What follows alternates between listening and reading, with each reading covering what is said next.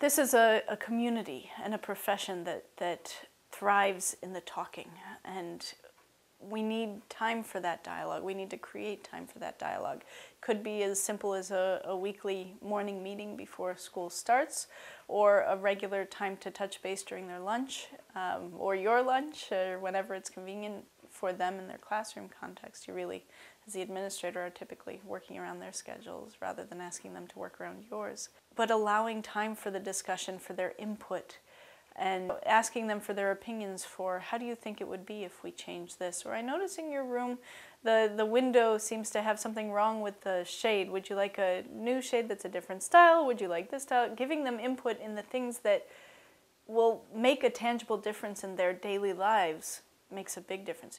I find that teachers, when they are given the opportunity to visit each other's classrooms with a goal in mind, not just openly come in and critique my classroom, but come in and observe this child, or come in and help me figure out how to get practical life to work a little more smoothly, or seeing each other as resources, where you can take their advice or you can leave it, but at least the invitation to come in and observe is given, and there's this ongoing openness to the discussion. It can really help to change how they feel about each other and feel about working together.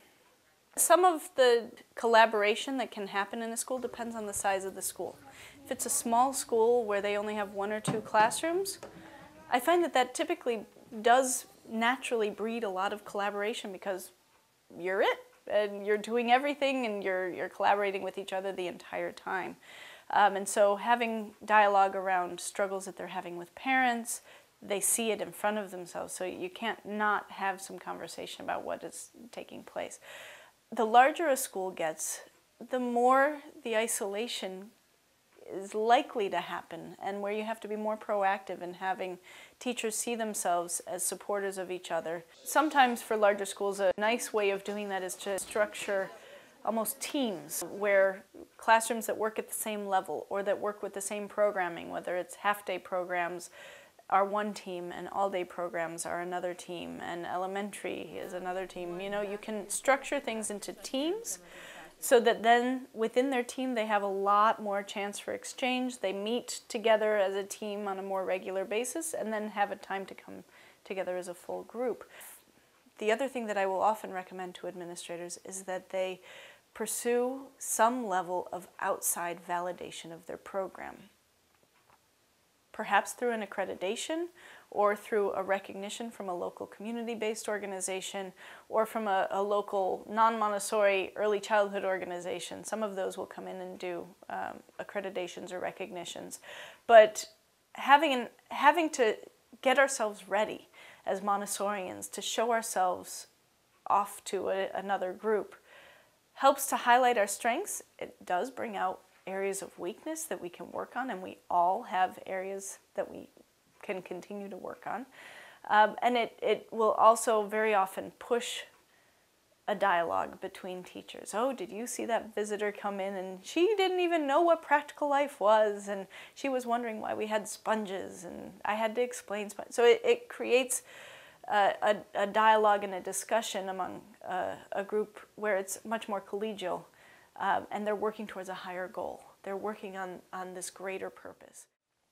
I find for schools that are really struggling with having almost a silo effect, where each classroom has its own experience and it's very different from every other classroom, and teachers don't want to connect or collaborate, usually there are administrative things that have been put into place that accidentally created this. So first, before trying to do any retreats or anything, any actionable items, first look at the practices that are already in place and what's happening in that school that might contribute to a feeling of isolation or separation. I was called in as a consultant to a school where they had had parents donating for the classroom to buy materials, and the teachers' budgets were directly tied to parent donations.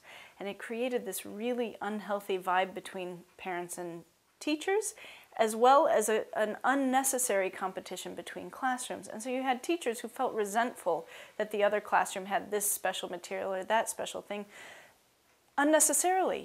They had by accident, they were trying to implement a business technique that works if you're selling widgets. Whoever can sell the most widgets gets to get the grand prize. But in our culture, in Montessori, where we're trying to foster collaboration, not competition, to create something like that really can give a negative pull. So first, before trying to do any big retreats or anything, any actionable items, first look at the practices that are already in place and what's happening in that school that might contribute to a feeling of isolation or separation.